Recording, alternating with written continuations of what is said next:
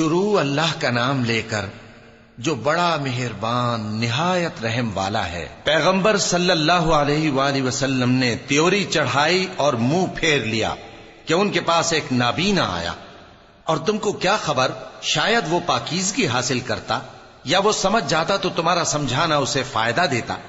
اب وہ جو پرواہ نہیں کرتا سو اس کی طرف تو تم توجہ کرتے ہو، حالانکہ اگر وہ نہ سنورے تو تم پر کچھ الزام نہیں۔ اور وہ جو تمہارے پاس دوڑتا ہوا آیا اور وہ اللہ سے ڈرتا بھی ہے تو اس سے تم بے رخی کرتے ہو۔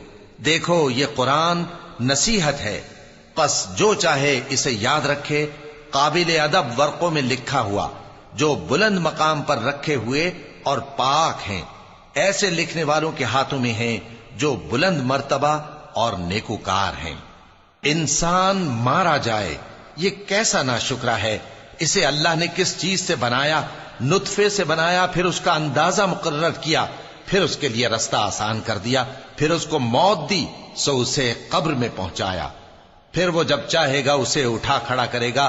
کچھ شک نہیں کہ اللہ نے اسے جو حکم دیا اس نے اس پر عمل نہ کیا۔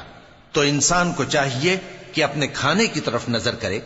بے شک ہم ہی نے پانی برسایا، پھر ہم ہی نے زمین کو اچھی طرح پھاڑا، پھر ہم ہی نے اس میں اناج اگایا اور انگور اور ترکاری اور زیتون اور کھجوریں اور گھنے گھنے باغ اور میوے اور چارہ، یہ سب کچھ تمہارے اور تمہارے مویشیوں کے لیے بنایا۔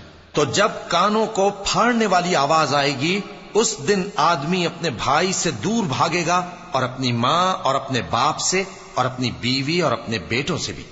ہر شخص اس روز ایک فکر میں ہوگا جو اسے سب سے بے نیاز کر دے گی۔ اور کتنے چہرے اس روز چمک رہے ہوں گے، خنداں و شاداں، یہ نیکوکار ہیں۔